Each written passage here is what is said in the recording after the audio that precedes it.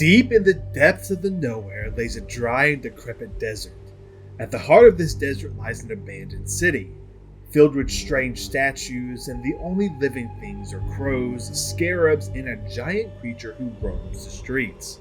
But what would you say if I told you that this city had a secret?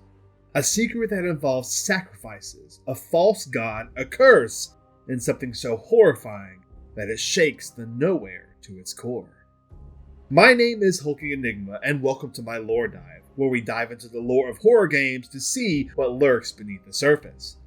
The Necropolis is a new area introduced in Little Nightmares 3, and it is the starting area of the game.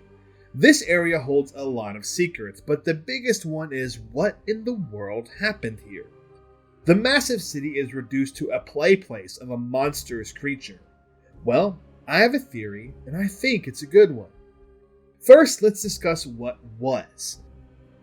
The Necropolis used to be surrounded by, or at least neighboring, a vast ocean. We can see this due to a few things. First, we start the game off on a boat that's been abandoned. This was a boat that was headed to the Maw, which is an aquatic vehicle that is only accessible via water. We know this boat was originally headed there due to the luggage and the dead guests just outside of it.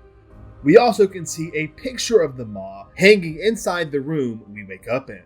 We can also see that it was surrounded by water due to the nature of the Necropolis wall. This wall is incredibly tall, even compared to the normal giant aspects of the nowhere. We have to travel a good bit up the wall just to find the base level of the city. We also see many piers and dock-like surfaces within and on the outskirts of the city. We see fishing nets, tools, and more scattered throughout, and there are also umbrellas throughout the level as well. These umbrellas aren't very useful in a desert. This just goes to show that the city was originally a port city and is now a dry husk of its former self. This also explains how the monster baby can travel and see us at eye level.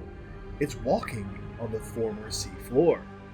But this just raises the question, what happened to the sea? Did it dry up naturally? Was it due to the pollution from places like the candy factory? Or was it something much darker?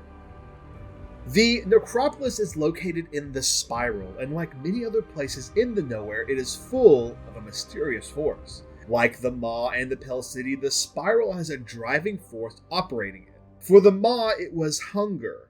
For the Pale City, it was escapism. And for the Spiral, it is attention. And I believe this aspect of attention is what caused a curse to descend on the Necropolis and dry up its waters. In fact, the root cause of this curse is a lot closer than one might think. The Necropolis is full of crows. A lot more crows than one would ever imagine. You can see them both living and dead scattered about. I believe that these crows were originally worshipped here in the Necropolis. There are many perches and nests built all throughout the Necropolis for these crows to live in. There are even statues and other aspects depicting crows that you can find within its walls. The residents here would even use the bells located throughout the city to summon the crows and worship them, feed them, and who knows what else. The residents would even use the feathers that fell out of the crows to create different tools such as the umbrellas for them to use in everyday life. Now, I know what you are thinking. If they worship the crows, then why kill them? Well, let's just say the crows getting all the attention made someone or something jealous. The eye is a significant aspect of the nowhere. We see it in every game and every location. It is like the overarching entity of the nowhere, a presence that is always there, always watching, almost godlike. If this entity is always around, always watching, then I would definitely believe it would get jealous pretty easily when being ignored. It would definitely get jealous if the residents of the Necropolis started worshipping and focusing on the crows instead of it. And because of this, it formulated a plan. The Eye has some mysterious power. The most well-known is its petrification powers. We see this in effect multiple times throughout all the games. But it's always been on living children, robbing them of their life force and leaving them as statues, frozen forever. But what if the Eye used its power on something that's not a living child? What if the eye used its power on the surrounding area to drain it of its life force, turning the once vast ocean into a vast desert? But that's not the end. It also wanted to punish the residents in a more physical manner, so it sent the monster baby. This gigantic monstrosity is imbued with the power of the eye. This baby also wants attention. It wanted the residents to focus on it and provide it with entertainment. They did this by creating gigantic toys for the baby to play with. They also tortured and killed any residents who either fought back or refused the eye.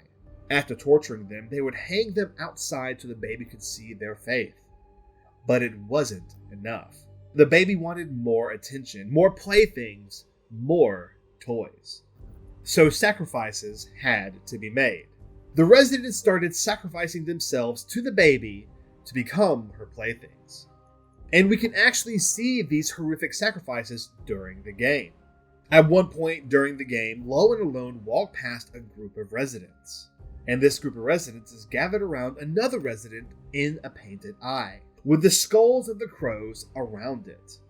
This room was outside, giving it an easy access to the monster baby, to where she could walk up, petrify a resident, and create a brand new doll.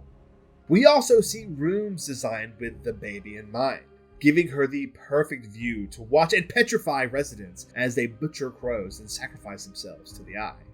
But once again, this wasn't enough. Soon the baby wanted more and more and more, so she started making toys of her own. Any living resident would become a victim of her power. We can also see this multiple times throughout the game, as the original sacrificed residents all were in the same pose. This pose resembled worship or prayer, and the other statues we run into were in poses of pure panic and running away. Soon, the once thriving, seafaring city turned into nothing but statues and sand, with the monster baby still roaming it, looking for more toys to play with. This is until the unused bells rang again, summoning the surviving crows one last time, giving them the chance to enact their revenge and drive away the monster baby. At least for now. So, what are your thoughts on my crazy theory? Do you think it works, or is it a little too far-fetched? Let me know your thoughts in the comments below, and also let me know what your favorite Little Nightmares theory is. Be sure to hit that subscribe button for more Little Nightmares content and horror content in general. And I'll see you in the next one.